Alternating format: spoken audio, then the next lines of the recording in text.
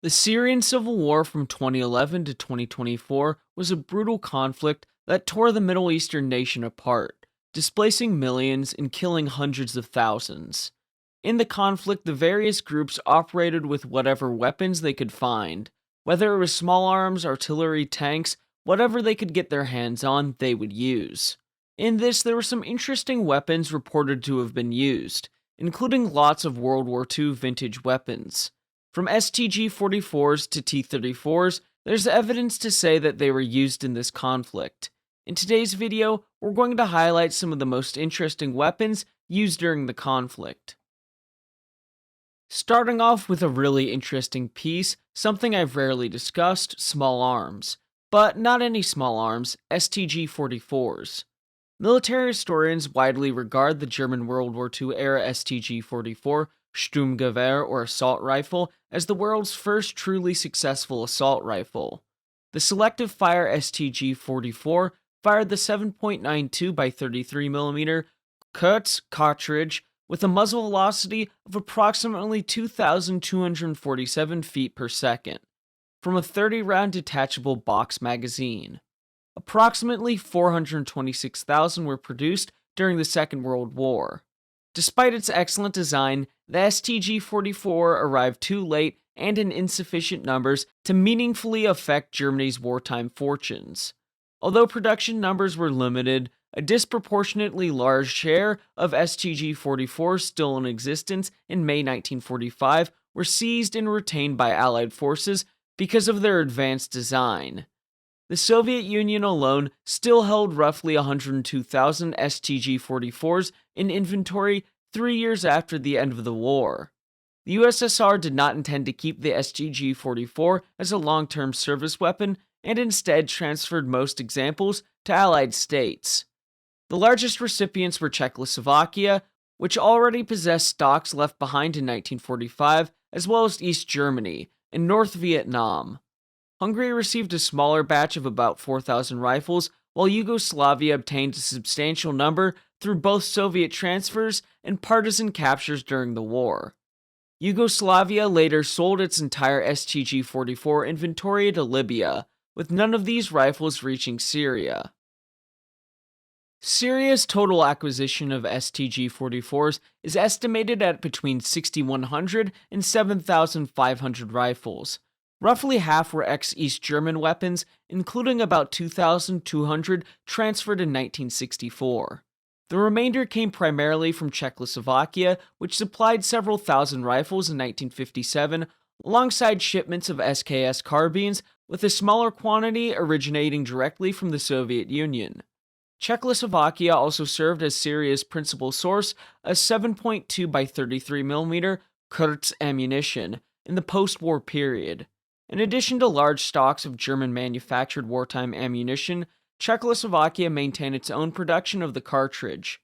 It further oversaw the Eastern Bloc's efforts to repackage the Kurz ammunition after the war, with Czech manufacturers playing a major role in reboxing ex-German rounds, ranging from full truckloads and open cases down to loose individual cartridges. The reappearance of the Sturmgewehr in the Syrian civil war is, without question, remarkable. The last time the STG-44 had appeared in significant numbers on a modern battlefield was during the 1978 Ogaden War between Somalia and Ethiopia. By the turn of the millennium, the weapon was generally assumed to survive only in museums and private collections. On August 8, 2012, however, the FSA captured a storage container holding roughly 5,000 STG-44s, along with smaller quantities of other World War II-era weapons, including Kar-98K rifles. This single cache represented an estimated 67 to 82% of the total number of STG-44s Syria had ever received from all sources. Aside from minor routine wear, these rifles were in very good condition. They were quickly distributed and put into combat service, most commonly with FSA units in northwestern Syria, though examples also appeared in the south and, more rarely, along the Mediterranean coast. Some rifles were resold on the black market. One of the most frequently asked questions worldwide concerns the source of 7.92 by 33mm Kurz ammunition some 70 years after World War II. Beyond the stock supplied by Czechoslovakia and East Germany during the Cold War, no clear external source has been identified.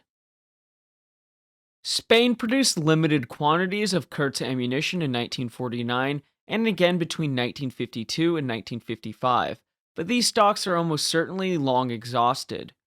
Yugoslavia is believed to have sold its remaining Kurz ammunition to Libya during the 1980s.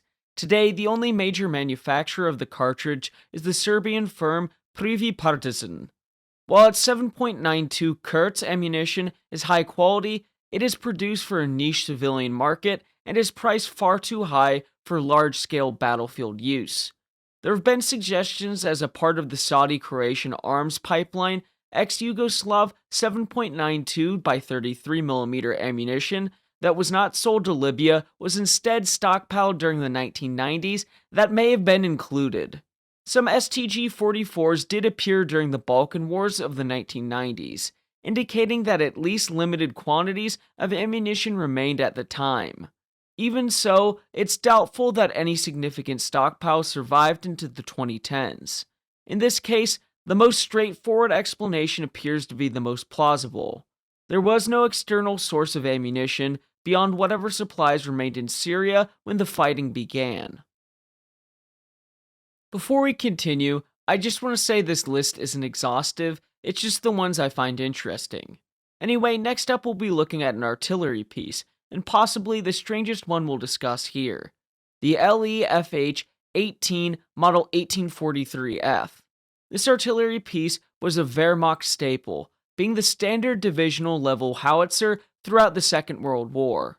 The towed 105mm howitzer weighed almost 4 tons, and needed a 6-man crew to operate properly. With that being said, it begs the question, how did the Syrians get their hands on them?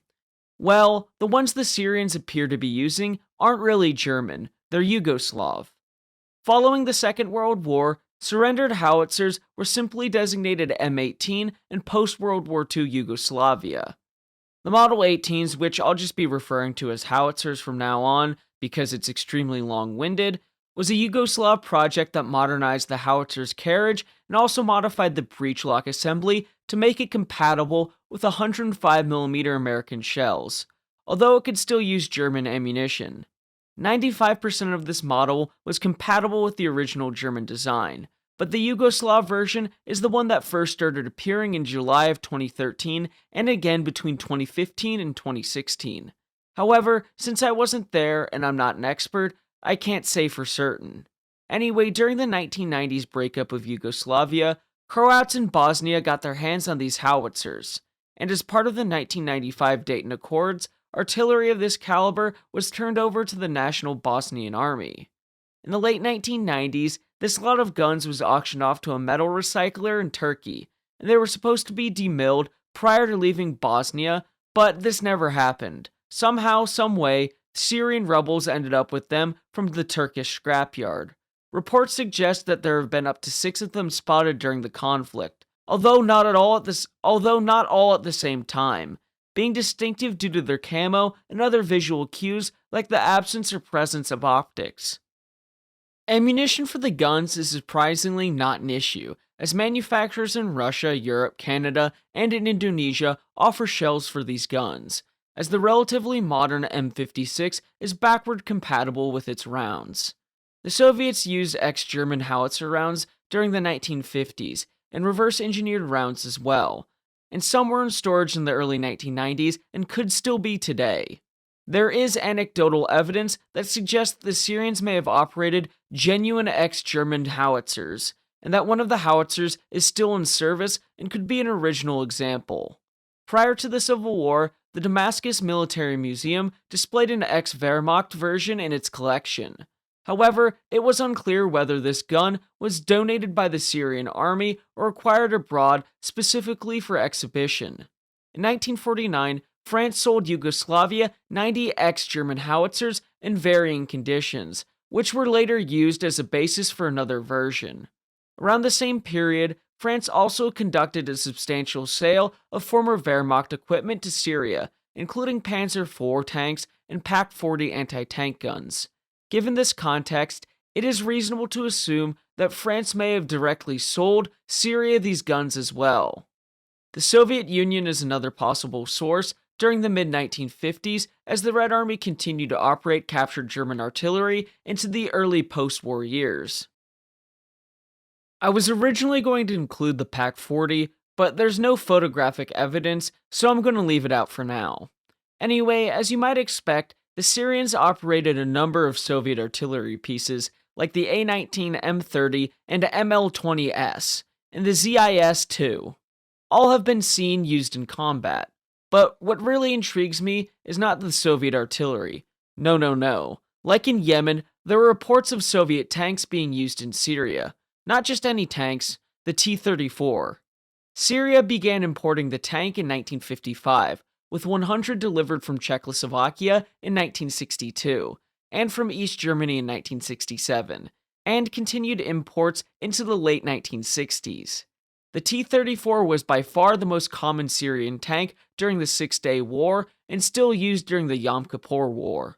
But in the modern day, the tank was certainly not a mainstay. In fact, what remains are hulks that aren't movable or can fire like in Yemen.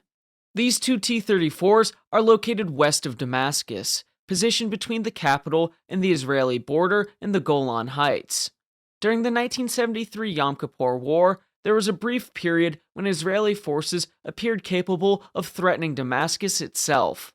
The two tanks were emplaced in a westward-facing defensive dugouts and were apparently abandoned in place after the war. As a result of an unusual chain of events, the province that these tanks were in later became an isolated rebel-held exclave, wedged between Israel and the territory controlled by the Syrian government. Control of the area rested with an unstable coalition consisting of the FSA's Southern Front and two Islamist factions, groups that at times also fought amongst themselves. The photographs were taken in early 2016, so to the best available knowledge, Southern Front forces made no efforts to restore the two T-34s to operational condition, instead using their hulks as infantry cover. These images represent the only documented appearance of T-34s during the Syrian Civil War. By 2017, it was reasonable to conclude that if any serviceable T-34 had remained in Syria, it would have been pressed into use by that point. Well, there you have it, folks. Some of the strangest weapons used during the Syrian Civil War, mostly German-made. It seems quite odd to have so many antiquated German weapons there. Let me know what you think down below. Anyway, thank you all for watching, and please remember to like and subscribe as it'll help the channel to grow. Until next time, my friends, have a great day.